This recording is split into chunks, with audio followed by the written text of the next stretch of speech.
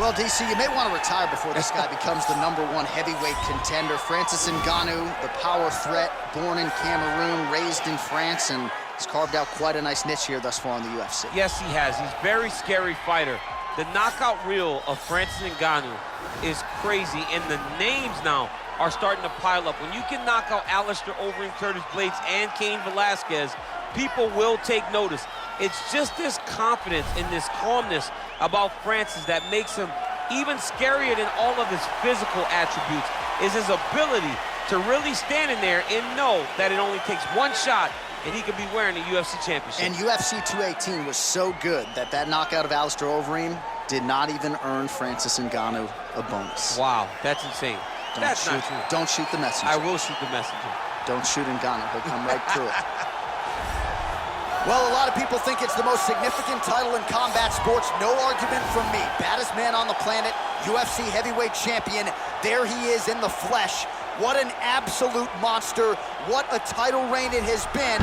But a serious challenge in front of him here tonight. When this man became the heavyweight champion, a lot of people thought that this challenger was the one who would wrest the belt away. Now the fight is here. We'll see if we get a new champion or if this man continues one of the greatest heavyweight legacies the Octagon has ever seen.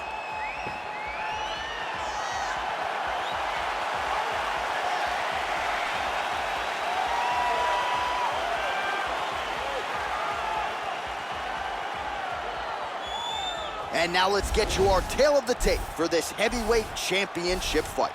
Ngannou is 7 years his senior. He weighed in at 250 pounds. He will have an 8-inch reach advantage. Here is Bruce Buffer. Ladies and gentlemen, this is the main event of the evening. And when the action begins, our referee in charge of the Octagon, Dan Miragliotta. And now, this is the moment UFC fans around the world have been waiting for. Live from the MGM Grand Garden Arena in Las Vegas, it's time! 5 rounds for the undisputed UFC Heavyweight Championship of the world. Introducing first, fighting out of the blue corner. This man is a boxer holding a professional record of 17 wins, 3 losses. He stands 6 feet 4 inches tall, weighing in at 250 pounds. Fighting out of Paris, France, presenting the challenger, Francis the Predator Ngannou.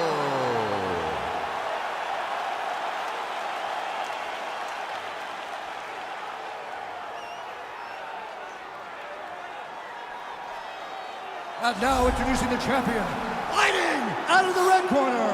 This man is a mixed martial artist, holding a professional record of 12 wins, no losses. He stands 6 feet 2 inches tall, weighing in at 185 pounds.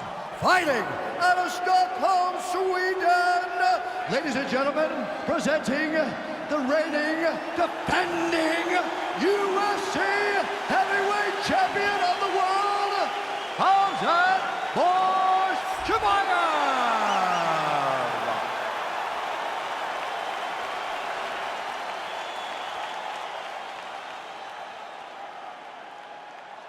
All right, this is for the UFC Championship. I want you to obey my commands at all times, protect yourself at all times. I want a nice, clean, safe fight. Touch gloves, back your corners, come out fighting. They touch gloves, and we are underway.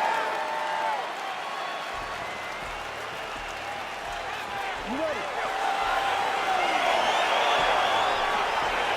You ready?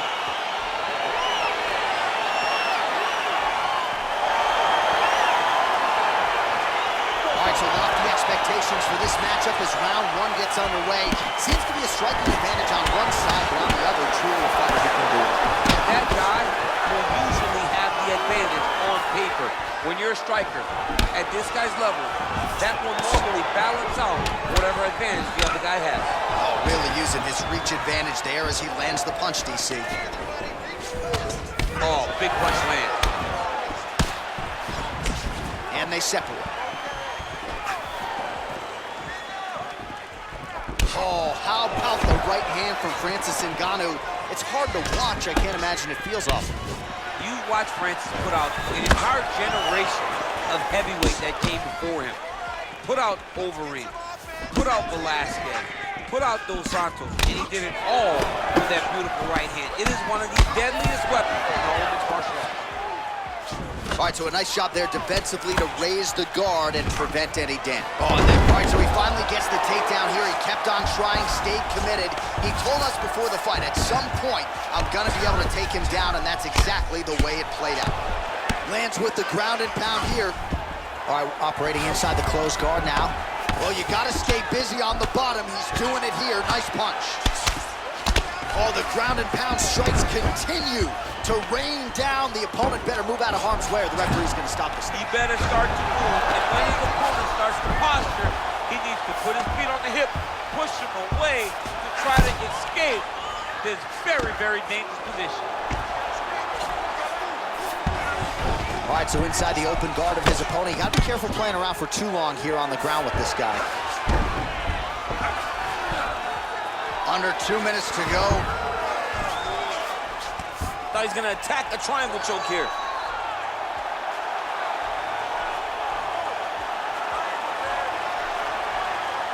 Watch triangle, watch triangle. He needs to push the arm to the side. Get his head against the mat. Now watch, as he goes to the finish, watch his chest go to the mat. He goes flat. And this might just be a matter of time. Wow. Side control now, and certainly I would think more offensive options for the bottom fighter than in the half guard. Absolutely more offensive options, because now you can just start to get away. You can just go to a wrestler stand-up. Get to your knees, post your hands, don't allow him to get his hooks in, right? Really be aware of the hooks. But get to your hands, stand up, fight the hands, break away and escape. But it's so much more free-flowing than the half guard in the side control, because all you need to do is just get the opponent's body up, because his legs are just free to move. His legs are not controlling anything. His legs are just free, so you have more freedom to use yours. Round 2 is next.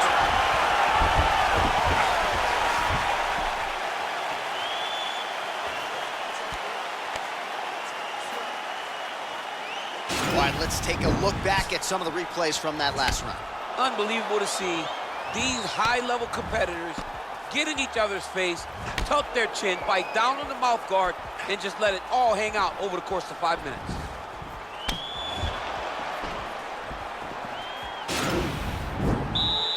You ready? You ready? Round 2 is underway. Oh, nice job to land the straight punch there. Must be nice to have that kind of reach advantage, DC. I know you can't necessarily relate. Oh! He's in trouble. He's hurt bad. Oh! Holy smokes, he put him to sleep. Oh, big left. Knee to the body.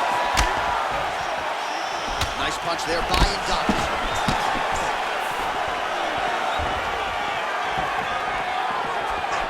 Oh, left hook to the head, it's blocked. Yeah, looks a little wobbly on his feet. What a fantastic strike to throw at the exact right moment. He deserves this moment. Go finish his fight. All right, well, he's landed some good shots tonight, but there's no three-piece, there's no soda. More often than not, it's one and done. He's not even getting a combination. I mean, if you're going to sit there at the drive-thru, order a combination. Hip tosses him down. Now we'll see if he can advance position. I mean, right into side control. All right, bottom fighter here, maybe looking to hip escape, DC. Oh, nice work from the bottom. Tags him with the punch. Sound strike on the ground.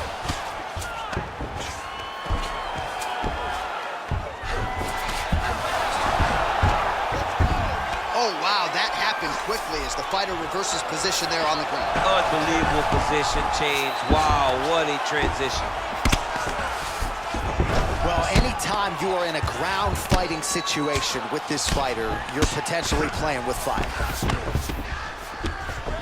2 minutes remain in the round. Working out of the half guard here. Right to side control, yep.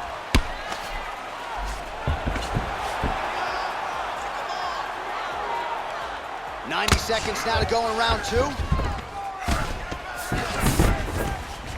Useful strike there, the ground and pound on point tonight.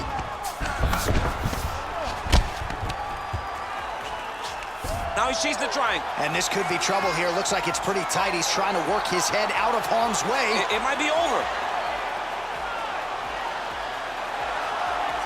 Watch triangle, watch triangle.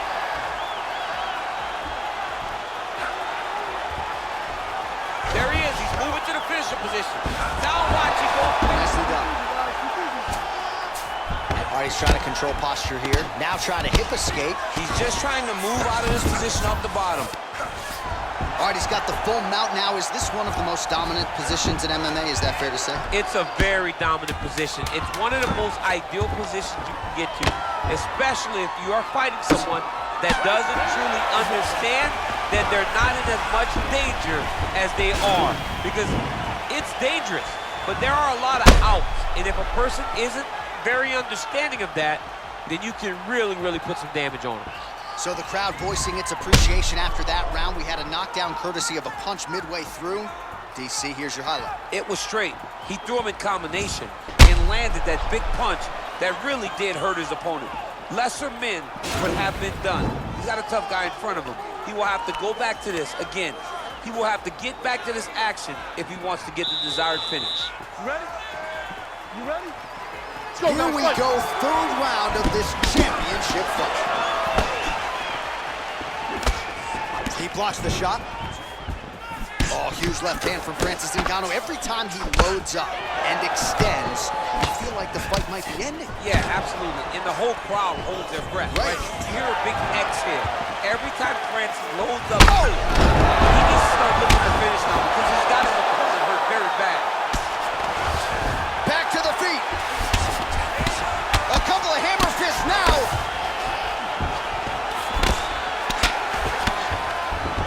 So you gotta be careful playing on the ground with this guy. You don't want to mess around for too long. Working off of his back here. Looks like he may try to hip escape. A lot of top pressure being applied here. Strong bottom work here, staying busy. All right, half guard position here, DC. You have an extra hop in your step when you talk about fighters working out of this half guard. Oh, man. I like half guard as a top fighter. I understand half guard as a bottom fighter. Don't want to be there. It's very dangerous. But if you are there, you have to be winning the position of the underhook. It opens up so many opportunities for you to either escape or sweep. Mixes it up nicely in terms of staying heavy and also staying active. Oh, beautiful entry as he secures the double leg takedowns. Just reached the midway point of the fight. Now, the guy's attacking the triangle. He finds himself in trouble because he got a little bit lazy in the full guard. Looks like he's trying to manipulate the head. This could be tight. Watch triangle, watch triangle.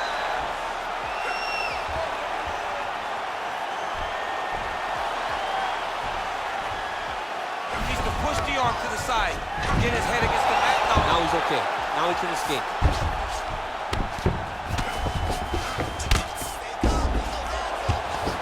Well, you gotta be working off of your back. He's certainly doing so here. Nice punch.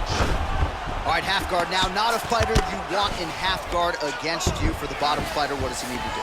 He needs to secure his underhook. He's got to be fighting for underhook. One of the most key things you can do as a bottom fighter stuck in half guard is try to frame.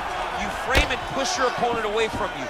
By pushing him away from you, he will then want to come back into you. Right. It's like when I push you back, you want to go forward. So as he comes forward, hand goes off the face, let it slip into an underhook, build up to your elbow, then go chase your single leg.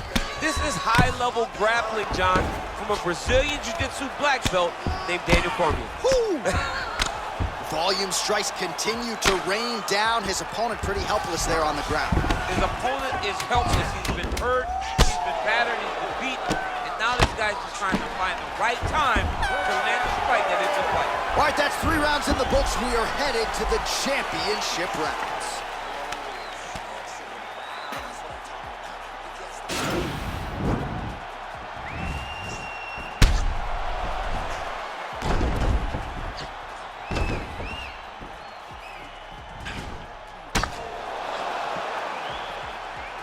All All right, so there's the horn. That means it's the end of the round, and a lot of good offensive wrestling work from him over those previous 5 minutes. I mean, great offensive wrestling.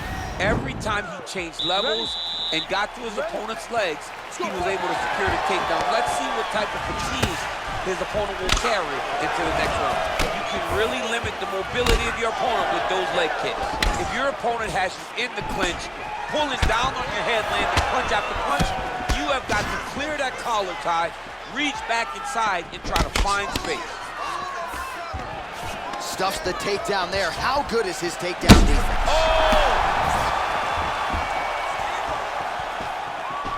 Oh, beautiful. Whoa!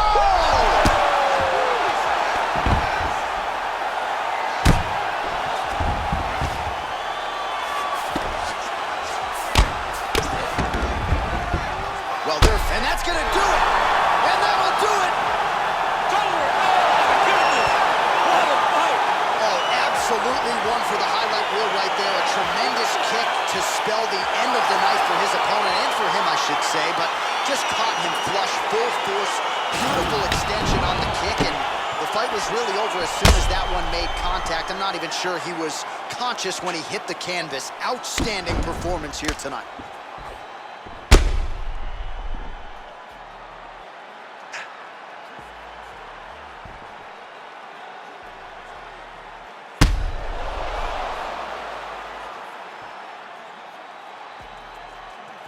Buffer has the official decision. Ladies and gentlemen, referee Dan Mergliata is going to stop to this contest at 1 minute, 12 seconds of round number 4. Declaring the winner by knockout and new undisputed UFC heavyweight champion of the world, Francis the Predator Ngannou. All right, so we got a new UFC heavyweight champion, and potentially a star is born tonight, DC. He is the type of guy that makes people want to tune in. He is the type of guy that you know excitement will happen when you watch him. And tonight he becomes a star and a massive draw for the UFC.